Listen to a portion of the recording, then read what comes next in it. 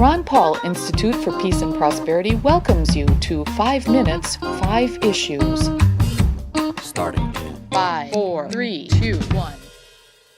Hello, I am Adam Dick, a Ron Paul Institute Senior Fellow. Let's start. Issue 1. Before the Monday Electoral College voting, there was much talk of electors pledged to Donald Trump abandoning him. Some people even thought such so-called faithless electors may cause Hillary Clinton to become president. In past presidential elections, vote switching by electors has been rare. In 2012, it did not occur at all. 180 years ago, defecting electors deprived a candidate of an Electoral College majority. That happened with Martin Van Buren's running mate, Richard M. Johnson, in 1836. With no vice presidential candidate winning an Electoral College majority, the decision shifted to the United States Senate, where Johnson won in the end. On Monday, 7 electors successfully voted for someone other than their designated presidential candidate. Most of the faithless electors selected an alternative choice for vice president as well. More electors abandoned Clinton than abandoned Trump. Clinton electors in Washington cast 3 votes for Colin Powell and 1 for Faith Spotted Eagle. In Hawaii, a Clinton elector chose Clinton's primary opponent, Bernie Sanders. At least 3 other Clinton electors, in Maine, Minnesota, and Colorado, attempted to vote for someone other than Clinton, but were prevented from having such votes counted.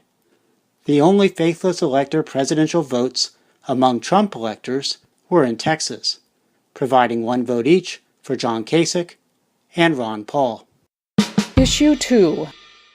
On Monday, Representative Justin Amash, along with Representative Walter Jones, who is a Ron Paul Institute Advisory Board member, wrote to President Barack Obama regarding reports that anonymous Obama administration officials suggested that some intelligence agencies believed the Russian government interfered in the U.S. presidential election with the intention of aiding the campaign of President-elect Donald Trump.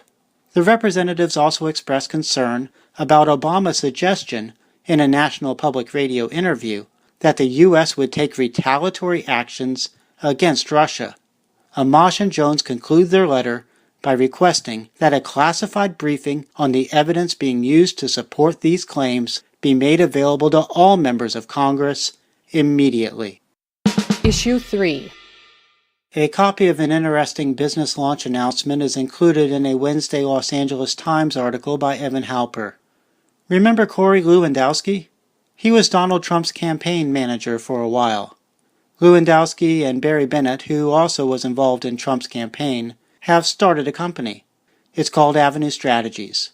Lewandowski says in the announcement of the company's launch that he had considered multiple opportunities in the Trump administration, but has decided to help Trump outside the formal structure of government. And Bennett says he is excited to help the company's clients raise their voices in Washington. Issue 4. On November 30th, Representative Nancy Pelosi retained her position as minority leader in a vote by House of Representatives Democrats. But the vote of 134 to 63 indicates significant opposition to Pelosi continuing in the leadership role. As noted by Emery Huteman in a New York Times article, 20 more Democratic House members voted for Pelosi's challenger this time than did so in 2010. Just before the 2010 leadership vote, Republicans had won over 60 House seats to become the majority party, all while Pelosi was Speaker of the House. Issue 5. Since the U.S. Constitution mandates the Electoral College system, abolishing that system requires adopting a constitutional amendment. In the week after the election, Senator Barbara Boxer and Representative Charles Rangel introduced a constitutional amendment intended to abolish the Electoral College and replace it with a countrywide popular vote to directly elect presidents. The amendment would strip election influence from smaller states. Therefore, it seems unlikely the amendment would make it successfully through the required process of first, receiving an affirmative vote of 2/3 of the members of both the House and Senate, and second, being approved in the legislatures of 3/4 of the states. By the way, the proposed amendment also declares the U.S. Congress has vast election powers. These include deciding what candidates are on the ballot, the manner in which presidential elections operate, and how results are ascertained and declared.